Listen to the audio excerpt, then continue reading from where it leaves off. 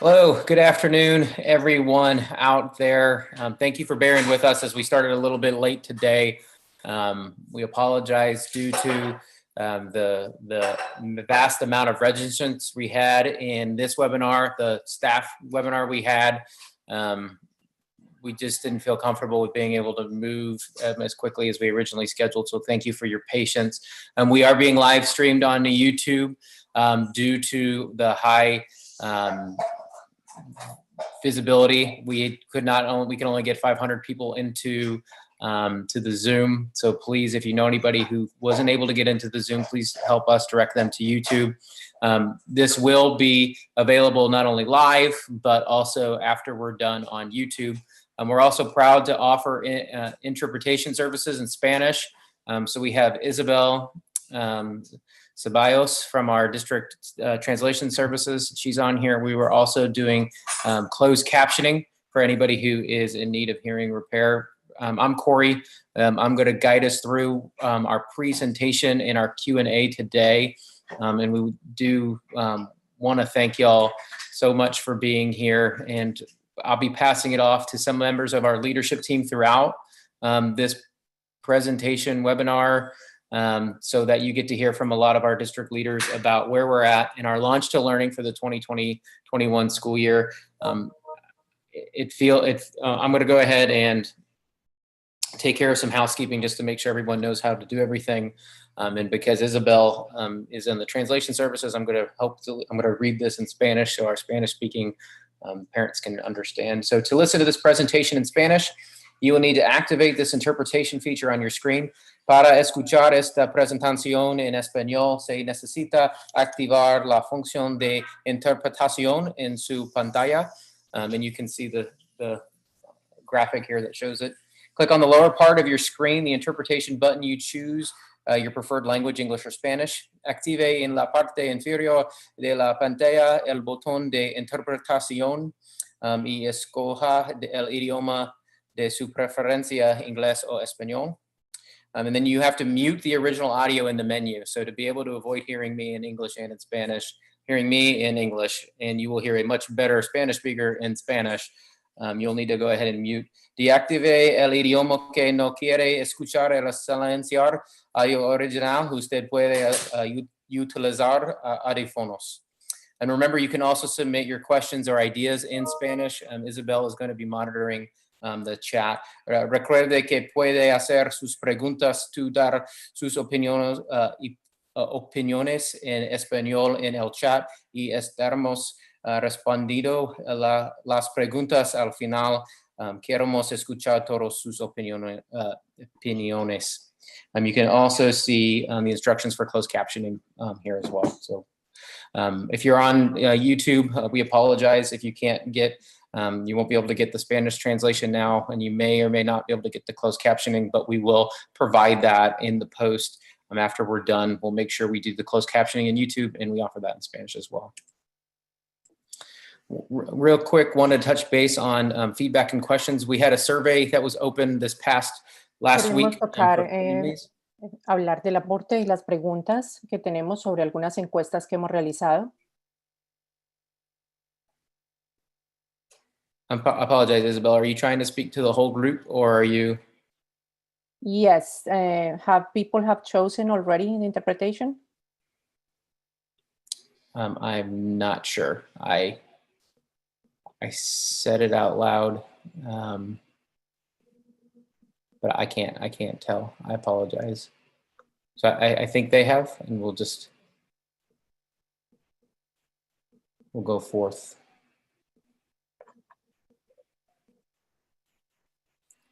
So apologize. Surveys are being used to collect. So we've been collecting lots of feedback in lots of different ways. We had a survey out to families over the break, knowing that we were facing some deadlines in terms of just getting ready for the 2021 school year, and knowing that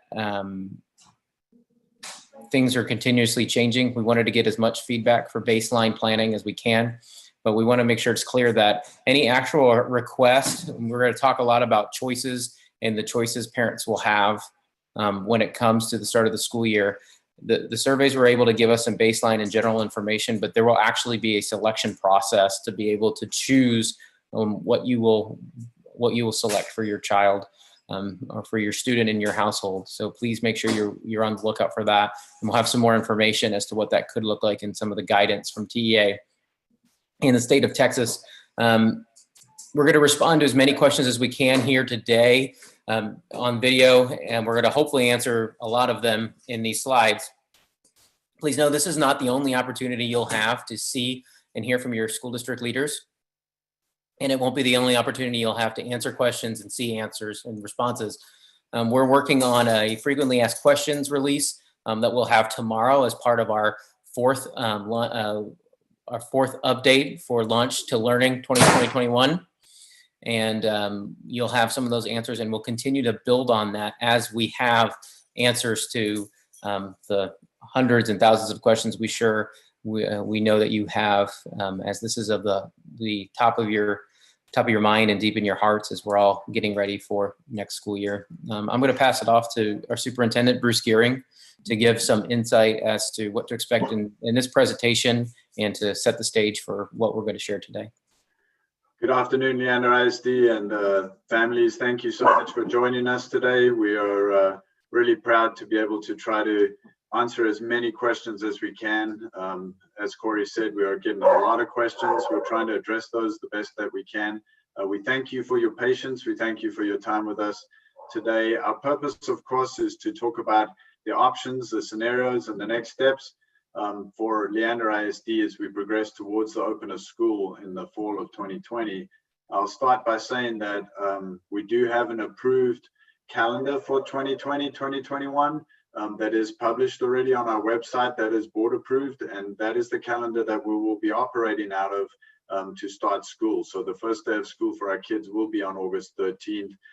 Should we need to make adjustments to that calendar, then the board will have to come together and actually make those changes and approve those changes if they are necessary as the year progresses and as we start to see what our reality turns out to be in the fall.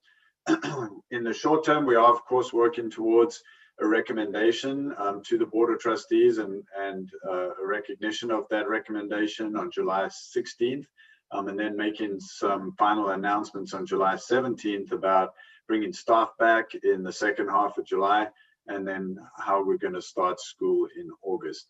We are working very closely, of course, with all of the public entities from the national level, the state level, our public health entities, our local counties, and our local cities and governments. We continue to listen to our health officials very carefully because, of course, our number one priority is the safety of all of the individuals involved as in Leander ISD. We're going to share with you today from various different members of our administrative team what we know. Please understand that things are changing extremely rapidly. It feels like every hour we get new information about what's happening with COVID-19 across the state. And so we're trying to keep up as best we can. We're trying to share that information with you as best we can. And we will continue to do that as often as possible as we go forward towards making these final decisions. And then, of course, we'll be communicating what those next steps look like. Our number one priority, of course, is the health and safety of our students first. Our families, our staff are very important to us. We cannot educate our kids without healthy and safe staff. And so we're working very diligently to make sure that all of those are our priorities as we go forward. We're trying our very best to listen to your voice, to listen to our students' voices, to listen to our staff voices, and to give as much choice as possible. We want you to be able to do what you feel like is best for your children, and we want to be able to provide the best possible opportunities as we go forward. Our number one priority is to take care of people and then provide the highest quality education that you've come to expect from us and that your children deserve. And so we're going to continue to work diligently to make sure that those things happen. Thank you, Corey. And again, I apologize. I do need to apologize real quick. And Isabel, if you can translate this, the Spanish translation tool that we were We tested yesterday, it's not working today. Isabel, do you want to share that please with our Spanish listening audience and give some insight as to what we can do?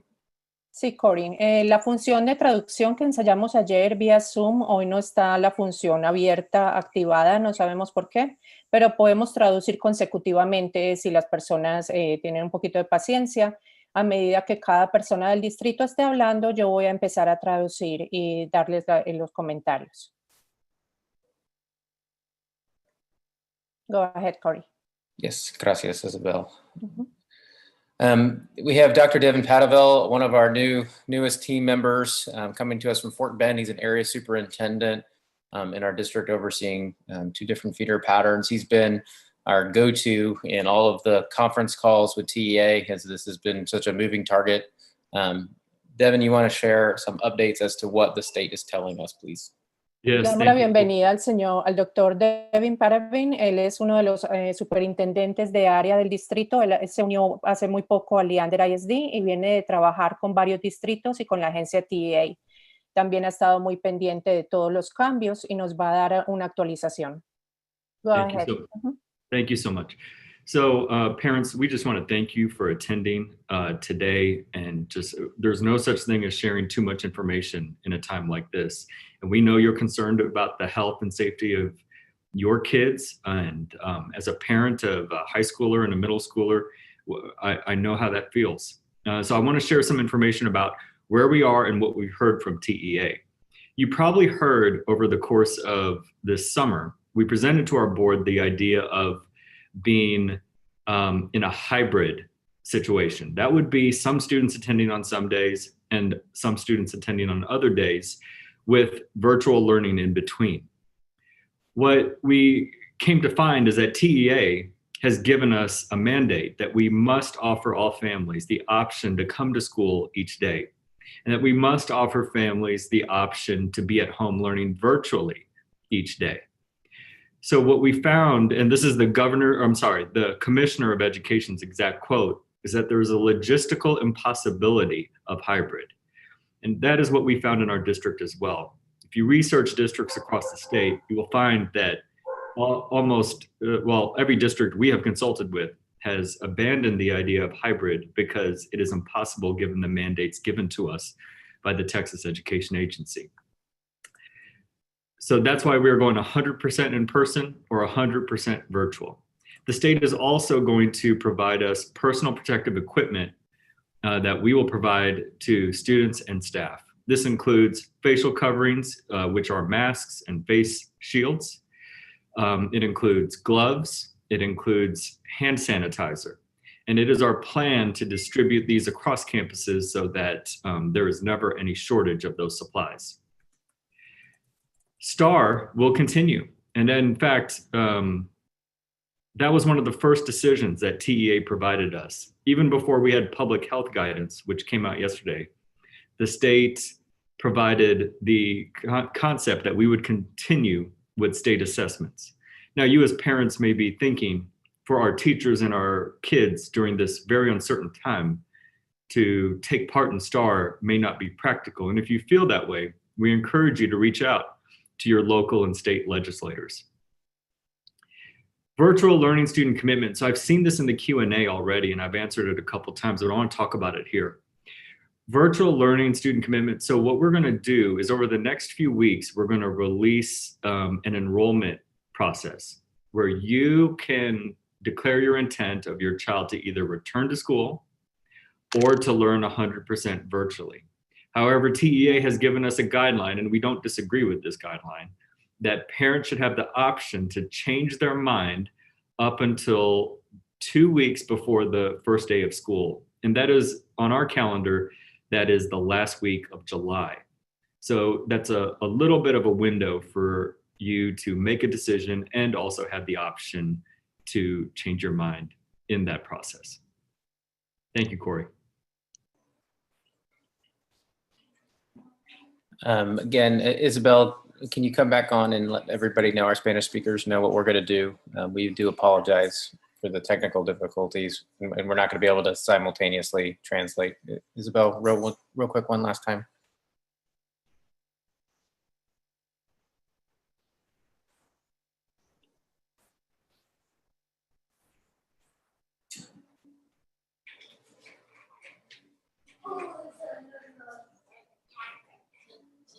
All right, they're seeing. Si vuelve, if you can go back one more slide, what Dr. Devin was explaining.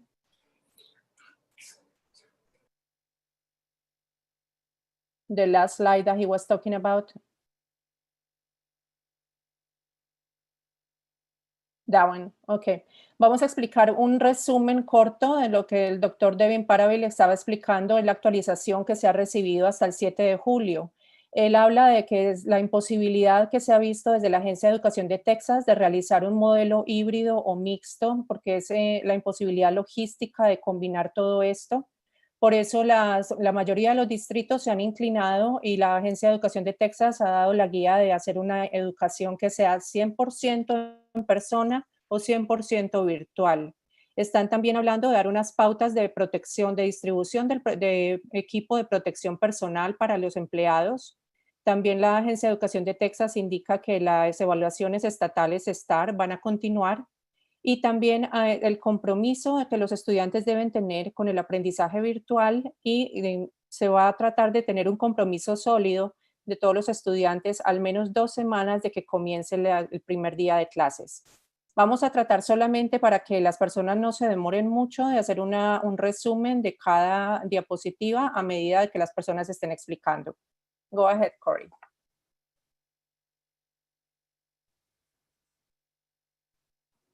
Thank you, Corey. Thank you, Isabel. We have our Director of Health Services, Kristen Wickets, on the webinar here. She's our head nurse and our lead nurse. And we've gotten some guidance on public health from the governor's office and from the commissioner. Kristen, what can you share with what the guidance is right now on the public health components of this, and what can you share for what our parents can expect or what our thoughts are right now? Hi, Leander. Hi, Steve. Wanted to share, this is a brief interpretation of what the TEA provided for us for school districts for public health guidance. So just going to go through the bullet points. There will be a 3-week transition option. Again, information is less than 24 hours old, so we're also seeking clarification on some things that we wanted to provide you this information in case you did not get a chance to look at it.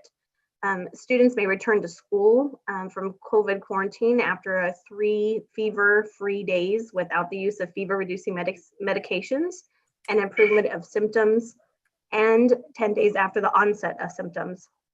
Close contact has been defined as within 6 feet for a duration of 15 minutes while not wearing a mask or a face shield. We'll be following the governor's orders. That includes face coverings. Teachers, staff, and visitors will self-screen for COVID symptoms before they come to the campus each day, and parents are going to be required to keep symptomatic kids at home. There will also be a process for a notification of parents, staff, students when there's a confirmed case on any campus or a classroom. There's going to be a fact sheet published soon that's going to answer a lot of your questions. I know this is a quick slide and you probably have tons of questions, but we just wanted to get this TEA guidance out to you right now. Thank you, Kristen. Dr. Bentz, our teaching and learning team, we know that a lot of parents had experience with remote learning in the spring, but we also know that that was an opportunity for us to learn. And now we're moving forward with more than one and a half days of planning.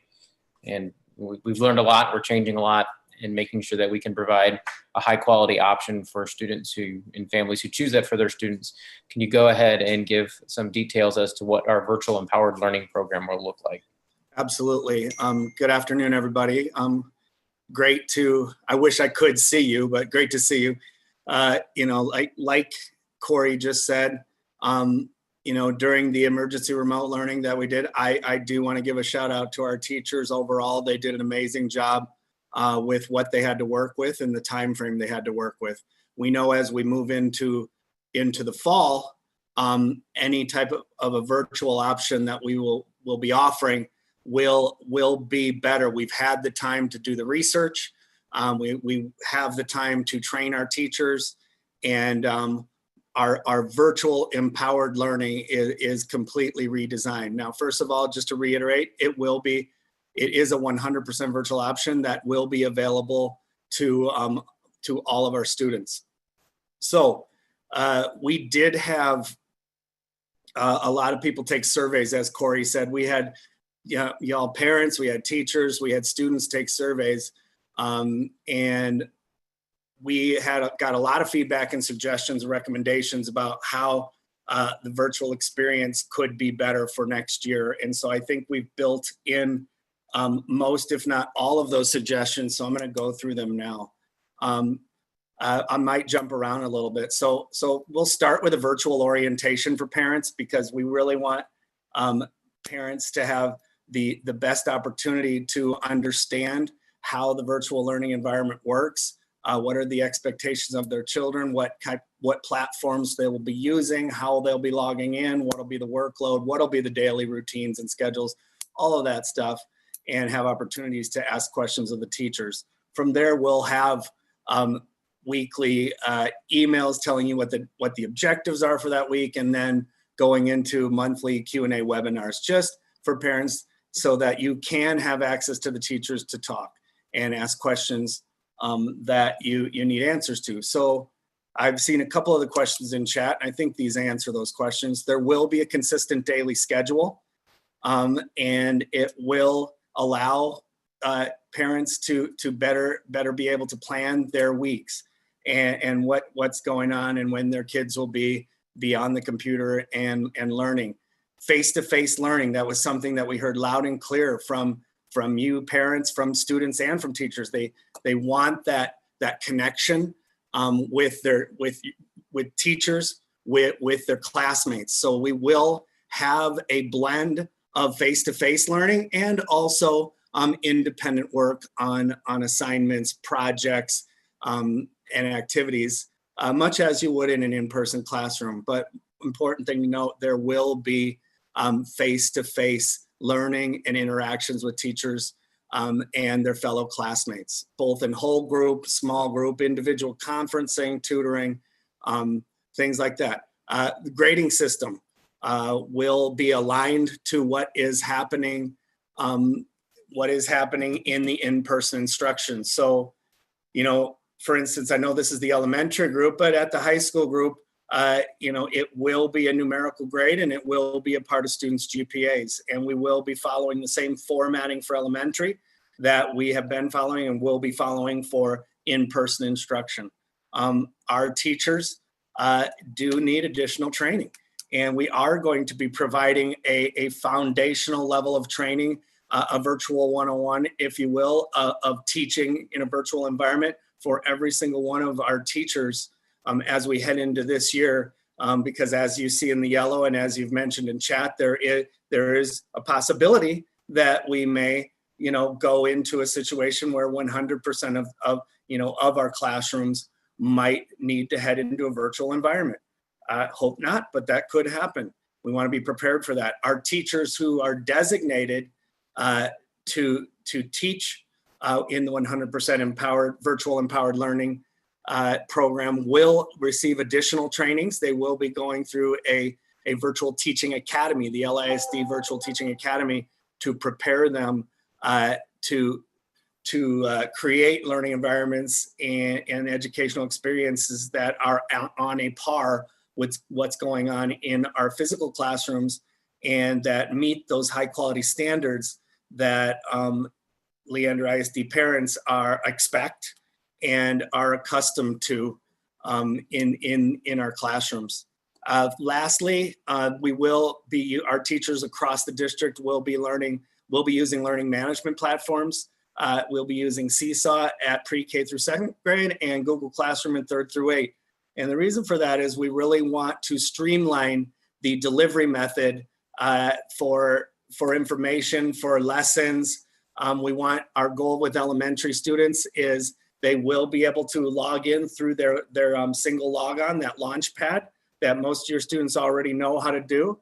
They will be able to access their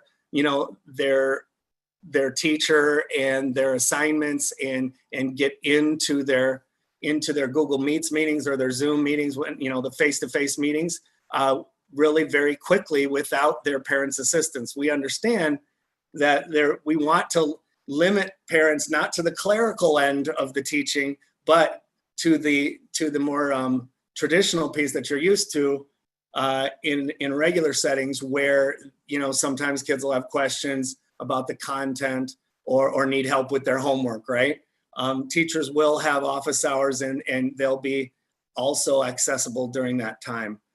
Important thing to note is that we do have that 100% virtual option available for all of our students.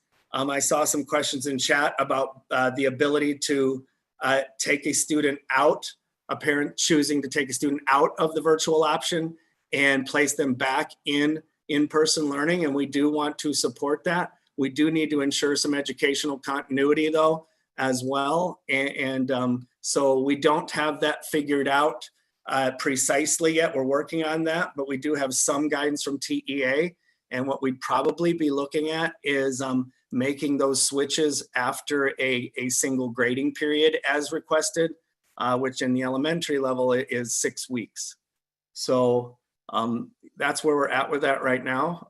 Same with if people were in person and a student was to need to be quarantined or became ill, we would definitely be looking to immediately transition that student into the virtual empowered learning opportunity.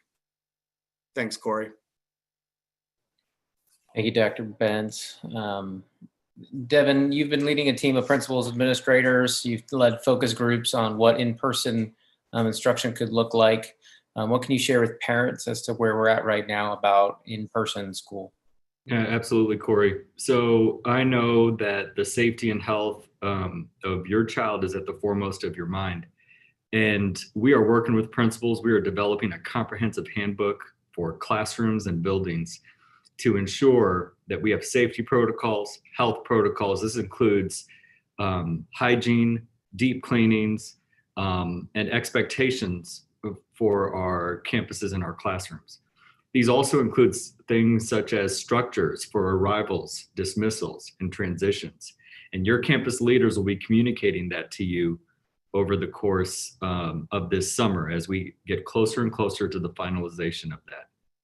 Now, I saw a question in chat or a comment in chat about how are we going to ensure that we take care of the social emotional needs and the development of each kid during this incredibly structured environment. And I want to tell you that our priority is to ensure that regardless of what we put together, that we still deliver a compassionate environment and a sense of community to our kids. Because we know that in the end, to our children, it is that sense of care from a teacher.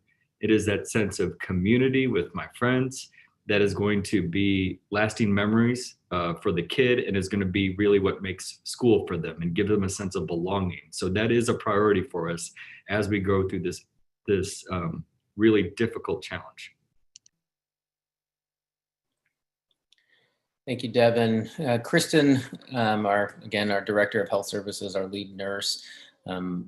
We've know that the idea and concept of contact tracing is so important during these, and what to do when we have a positive case. From a staff standpoint, that'll be managed through HR, but from a school standpoint with a visitor or a student, that is a process that's going to be managed by a school-led team working with Kristen and her team. Kristen, what can you tell our families about what contact tracing will look like, and what will the notification processes and timelines look like for families? Sure. So as you can see on the slide, contact tracing will be done either by the school or human resources. There's going to be a COVID team on each campus, and there's also going to be a district COVID team, and those teams will be working together daily. When an employee or student tests positives or comes into contact at home with a COVID-19 positive person, the school or human resources will conduct contact tracing and notify individuals that day, and inform them on their 14-day self-quarantining if they were to have come in close contact with that infected person. Close contact, again, defined by TEA, is within 6 feet of an individual for 15 minutes or more at any time without wearing a mask, within the 48 hours before the individual exhibited any type of symptoms or has left school property. Thank you, Kristen. And again, I'm trying to keep up with the chat and read the chats, but also we have the Q&A going to help funnel questions. So please, if you can, try to funnel into the Q&A. As a reminder, we're going to try to answer as many questions as we can in here, but we are maintaining and managing a frequently asked questions that will be launched tomorrow as part of our 4th update that we'll be emailing and sharing out to all of our families. And that'll be a living document as soon as we get answers, and we'll be able to continue to update that. So please keep asking your questions and know that we'll get to as many as we can here, and we'll make sure that we capture not only what's answered here, what isn't answered here in our frequently asked questions throughout our planning. Jody Harmon, our athletic director, is not here. She's a part of the team getting ready for graduation starting tomorrow. With our two initial graduation ceremonies. I did want to share with parents when it comes to athletics, arts, clubs, after school enrichment, students who are enrolled in the virtual empowered learning will still be able to participate in fine arts groups and athletics, but we're asking that they provide their own transportation and they'll need to attend those classes in person. So even if they are attending the virtual empowered, they'll have to go to those specific classes in person. Clubs can still operate, but we're asking meetings to be virtual as much as possible. As this is the elementary school families, these final two will be most relevant to this group. After school enrichment is going to be canceled. So those are the classes where outside vendors come in to our schools and offer a variety of enrichment courses. We're not going to be offering that program through December, or for what's considered the first half or first semester of the first 2 sessions of that program.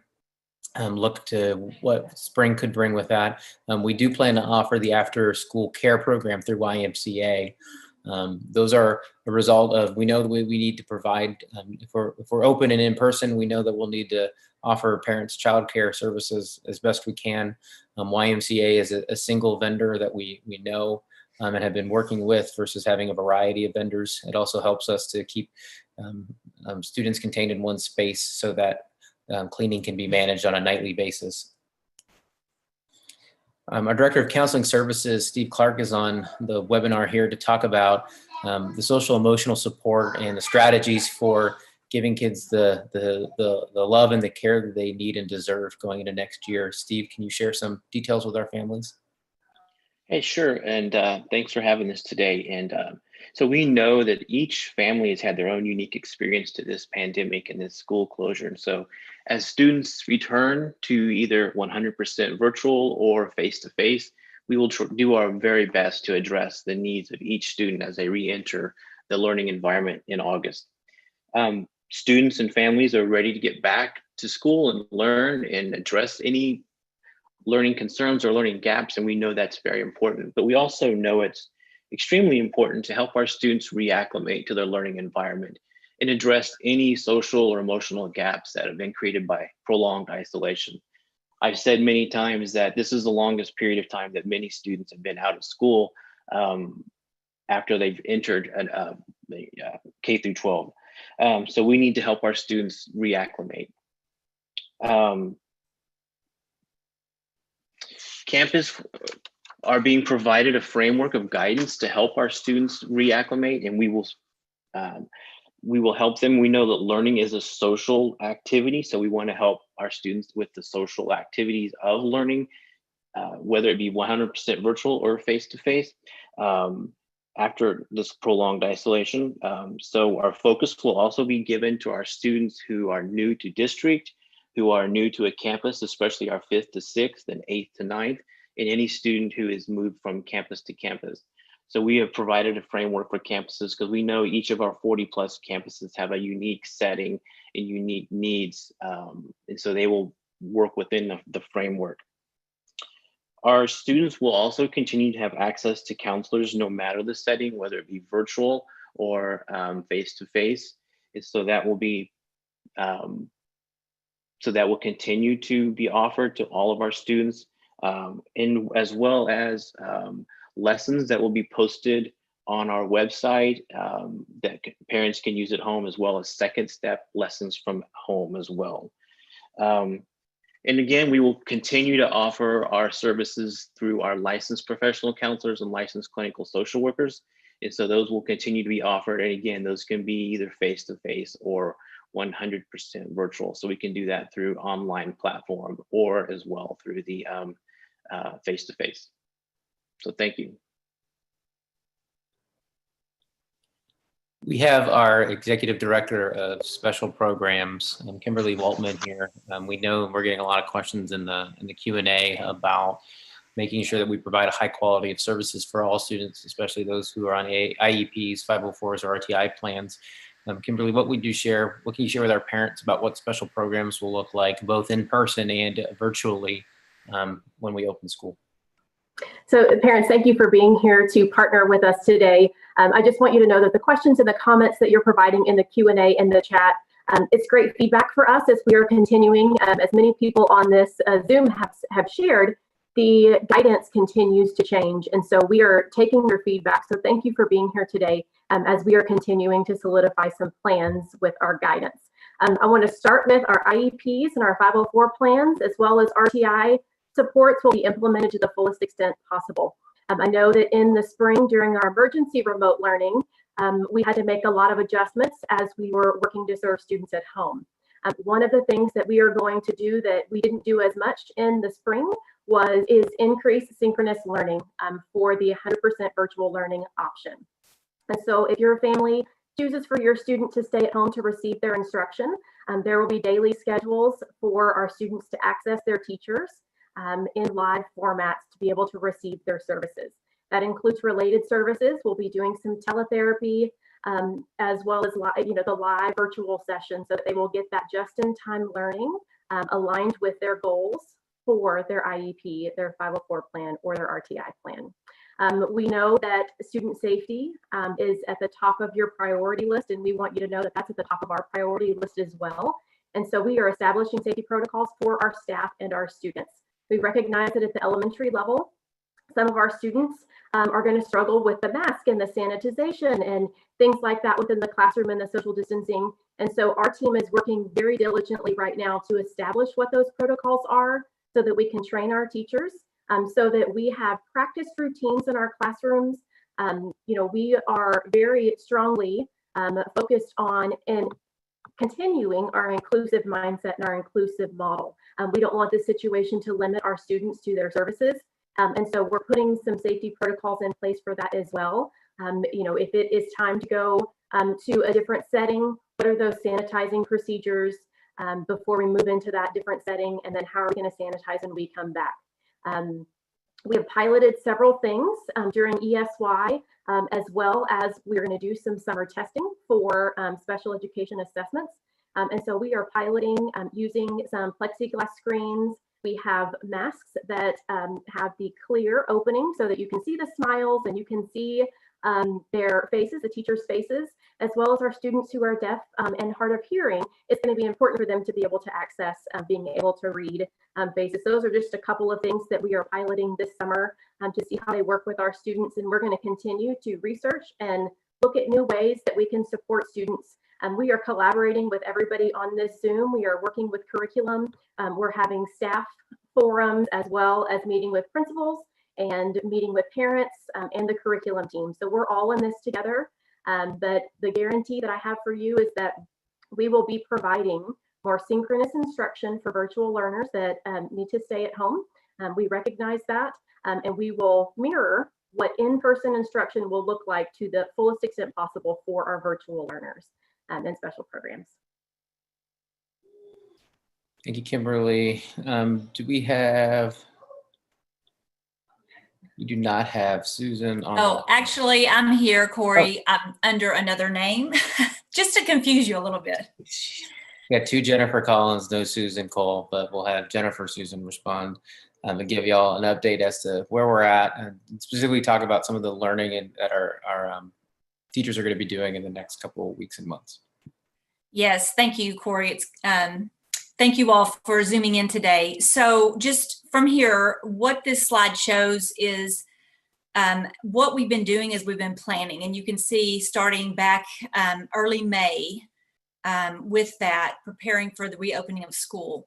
And so part of that, and what I would just like to say as we move forward, what we're going to continue to do is make sure we have the latest information from TEA and our commissioner, that we will be meeting as an executive leadership team and continue to plan and think through all facets of this opening in August. We will be continuing to meet with our principals. This is definitely a partnership with our campus and district leaders, and also our teaching and learning team. And one of the big charges from our teaching and learning team will be to support our teachers through this. And so, as you've heard today several times, we will be developing this virtual learning, virtual teacher academy, and partnering with our special programs staff, our Pathways in Innovation, our curriculum team, to provide those learning experiences. We really pride ourselves in Leander for providing support for our teachers.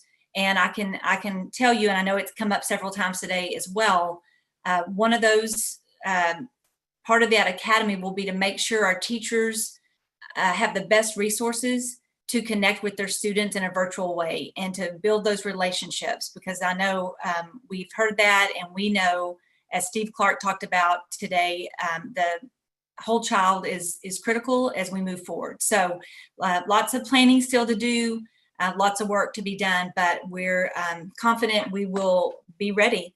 So thank you, Corey. Okay, please continue to keep the questions coming in the Q&A. I'm going to try to condense, combine, call on, and get as many of these answered. I do just, again, want to thank y'all for taking time to meet with us in this way. Again, this will not be the last time you'll see us in this way. As we gear up, we plan on doing these regularly and continuing to provide information, publish across our FAQ publication, which will be launched tomorrow, and continue to give you updates along the way. I am going to go ahead. So please, if you could use the Q&A tool, that makes it easier for us. It also allows you the opportunity to upvote questions, so we know what the most people in the room are interested in.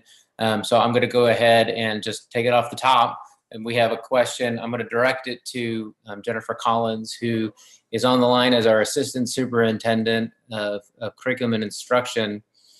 Jennifer, we have a question about Quest programs and their being offering through virtual learning. What would you say to our Quest parents in the room about what they can expect through a virtual learning?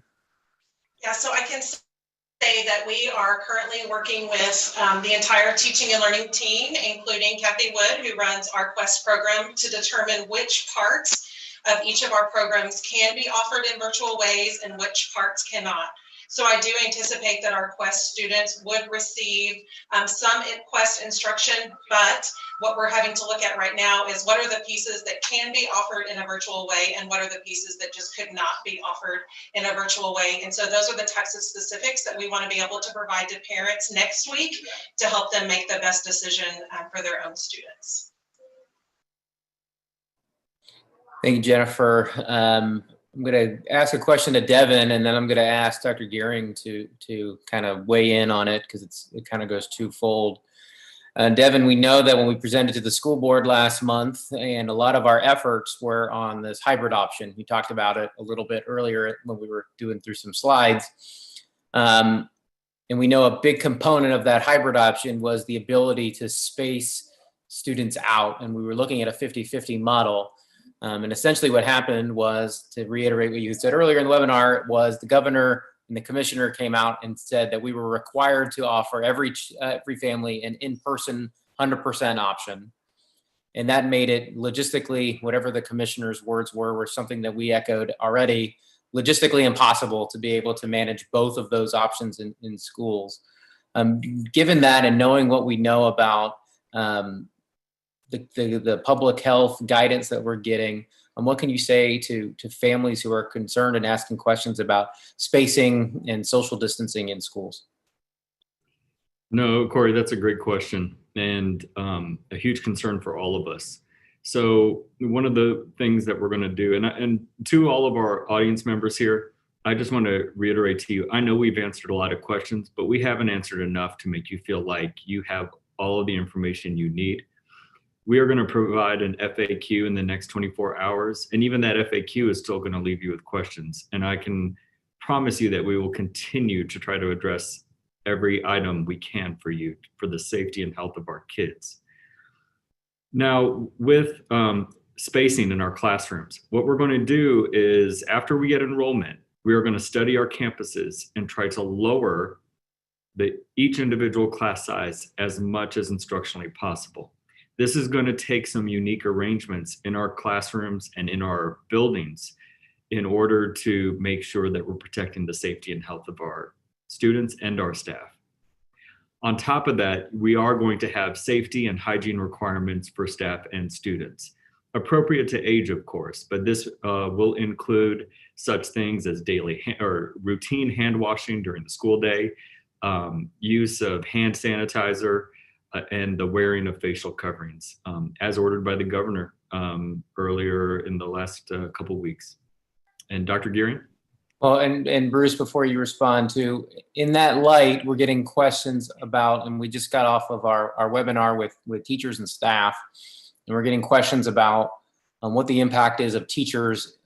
We've been able to talk a lot, and the state has focused in their planning and their guidance on offering choice to families. What does this look like for our teachers, our school staff, given the state's requirement to offer every family a 100% in-person option?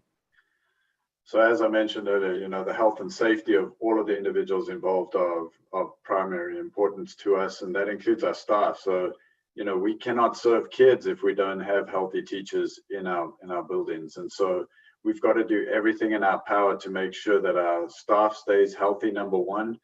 That means they've got to be really good at personal protective equipment. They've got to be hand washing constantly. We've got to be looking after them the best way that we can. As Devin said, we've already investigated what our classrooms look like and all the other spaces in the building and how we can utilize those to the maximum way possible in order to make sure that we can social distance as much as possible. I think at the elementary level, cohorts are especially important. And what that means is if we can put a group of kids together that are not contagious and keep them together, then kind of like what happens in your family unit, if you can prevent exposure from the outside, you can keep that unit healthy.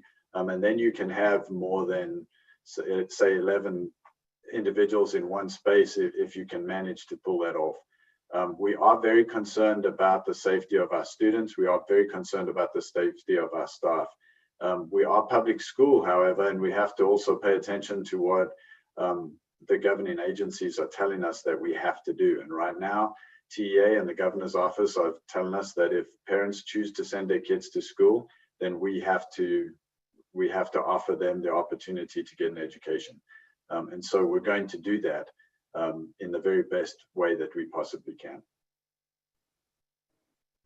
Thank you, Bruce. There's a question, the top question now comes from on a public health standpoint. So I'm going to go back to our Director of Health Services, our lead nurse, Kristen Wicketts. Kristen, you shared some ideas onto what contact tracing would look like, but this question is a little more specific. If there is a positive test at a school, will the entire school be shut down for quarantine? Just the effective class, just the person? I know we talked a little bit about how it's that close contact definition of being notified. Can you share a little bit more detail and maybe reemphasize some of the items you shared earlier in our presentation? Sure. So the close contact definition is key here. So if there's one positive case on a campus, of course, a campus is not going to be shut down, although contact tracing will be done, and those individuals that need to quarantine will be asked to quarantine.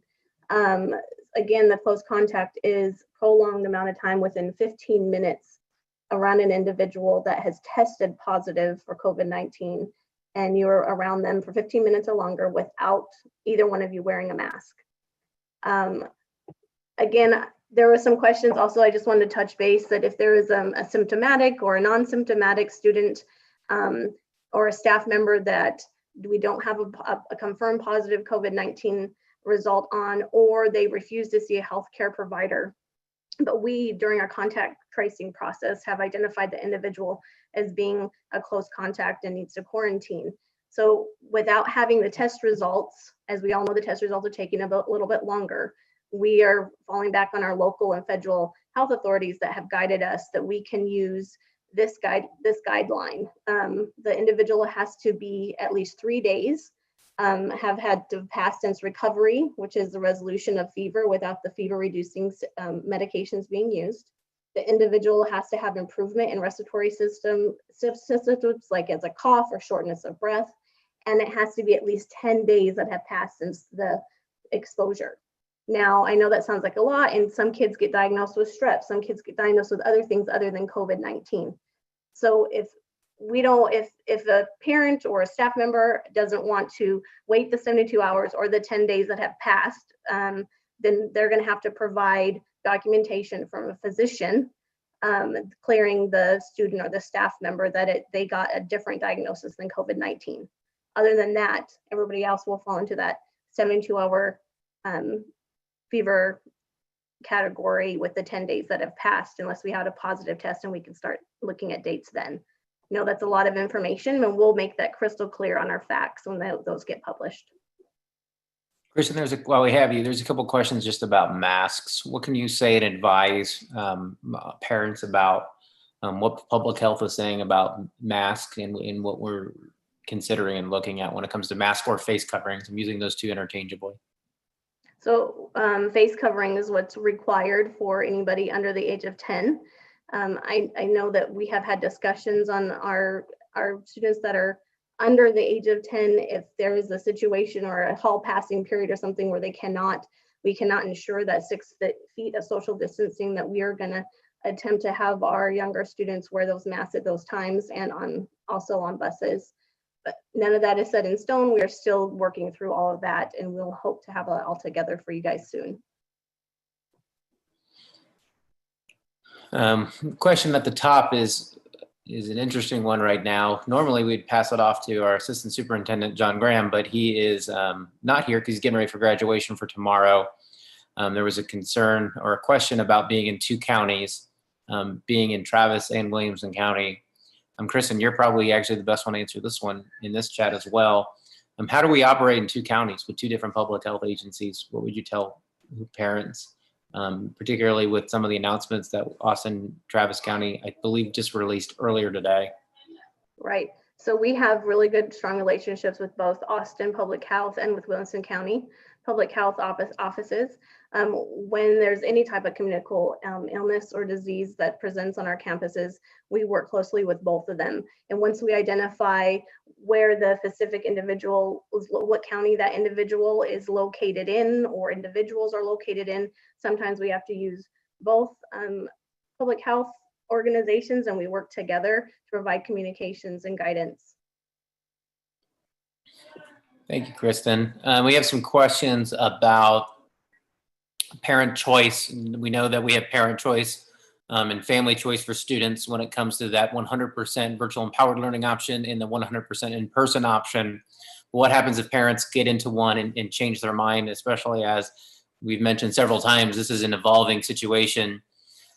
Devin, I know that the commissioner came out with some general guidelines about parent choice, especially as the school year goes in.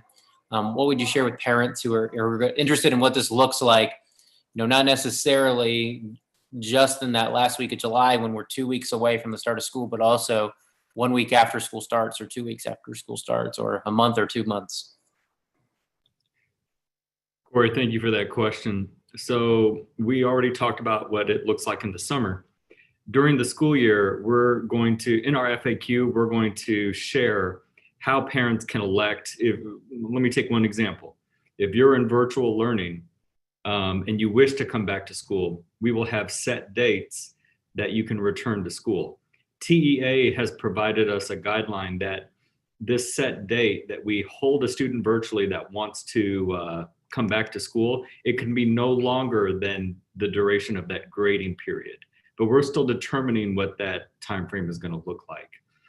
And as well, for a student who is at school but wishes to go to virtual learning, that is something we're going to share in our FAQ as well. Getting questions about providing staff and students PPE, masks, what sanitizer and other precautions are going to look like. It's one of those interesting questions based on who we have in our webinar. I don't know who the best is to answer. Elaine, Devin, Bruce, what would you tell our families? I know the state's providing some PPE. What would you want to tell our families who are asking questions about just general supplies and protective gear? I'll jump right in. This TEA is providing districts personal protective equipment. We're expecting shipments of those to arrive anytime in late July and early August. That includes masks, other specialty face coverings, things like face shields.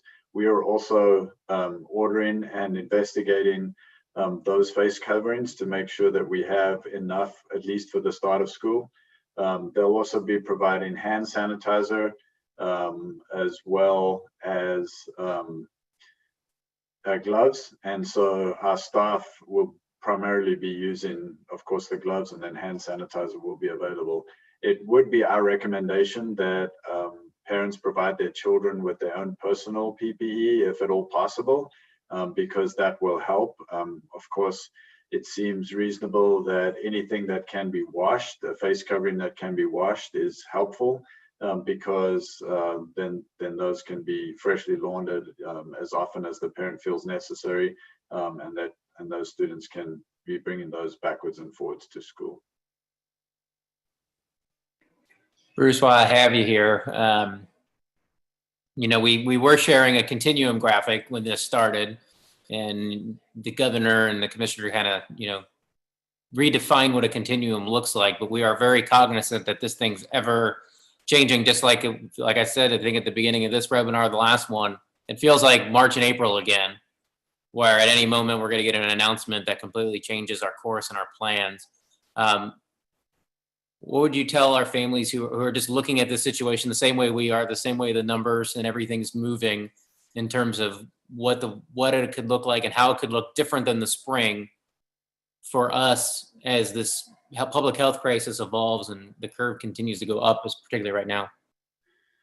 I think the having personal children of my own, I think everybody has to get comfortable with what their comfort level is for exposure to the virus. So I urge you to keep up as much as possible with the health information that's out there. There's a lot of information out there. Of course, some of it is conflicting, but you have to come to a personal understanding of what risk level you're prepared to put your family at in order to make this happen. We're here to serve the community as best we can, given the circumstances that we have. But we urge families to really think about that carefully when they're considering whether to send their kids to school or not.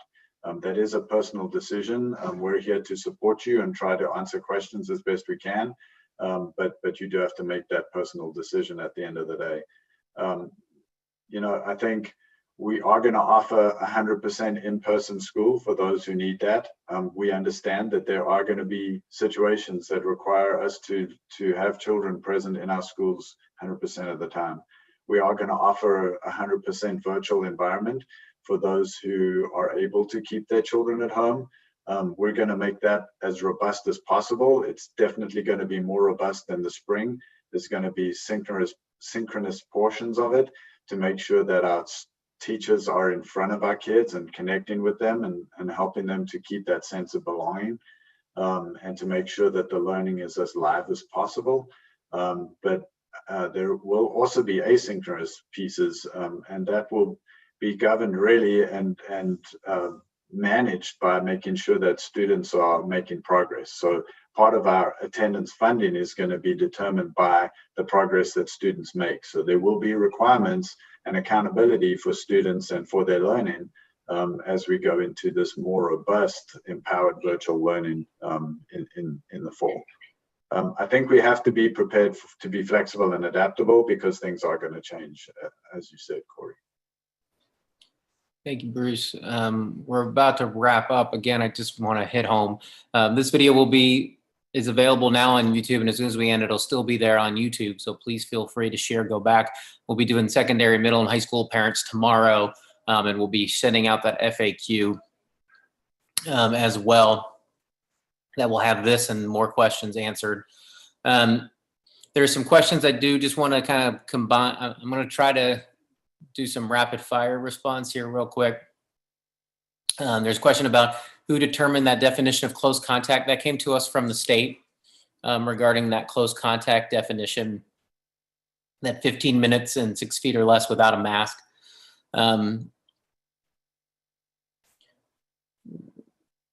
We talked about already if the number of cases continue to increase, yeah, there's a possibility of having to go back into virtual for all students, and Dr. Gearing was just talking about that.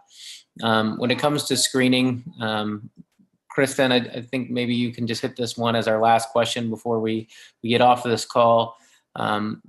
Just the general on screening, we know that a lot of this is going to depend upon, public schools are truly a service and a commitment of a community coming together and asking parents to be cognizant of their students' own health, and asking our staff to do that as well. What can you talk about our screening processes and what we're asking student, staff, and parents who visit our buildings?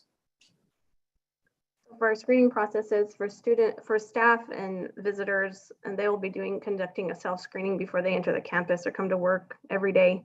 We're also working on having an option for parents and students to self-screen students before they come to school or get on a school bus every day.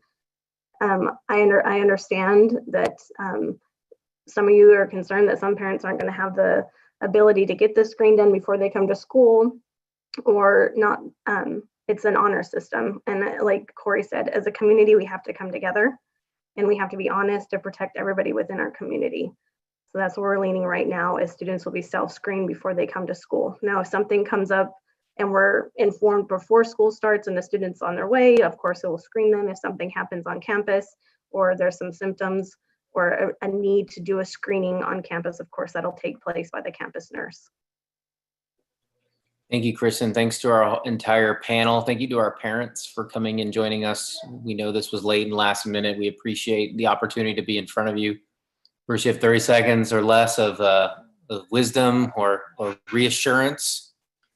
No pressure. Thank you. I'm a little short on the wisdom at this point in time, but reassurance, yes. I just want to let you know we've had about 340 questions in this session alone. Please know that those questions are recorded. We capture all of those, and we'll be processing through those and adding them to our frequently asked questions document that we will continue to update as we go through this. As you continue to have questions, please keep sending those to us so that we can answer as many of them as possible. We'd like to try to keep you as informed and as assured as possible that we're doing the very best that we can. We appreciate your presence this afternoon. We appreciate your patience with us as we negotiate this challenging time. I want to thank all of our staff for the incredible work that they're doing. Teachers are going to be entering training in the next month as they prepare for the start of school. Again, just want to say thank you to our Board of Trustees who are doing a great work in public, in board meetings, but also a lot of volunteer hours behind the scenes to make sure that the district stays in the right direction. So thank you all for coming. We hope you have a safe afternoon, and thank you.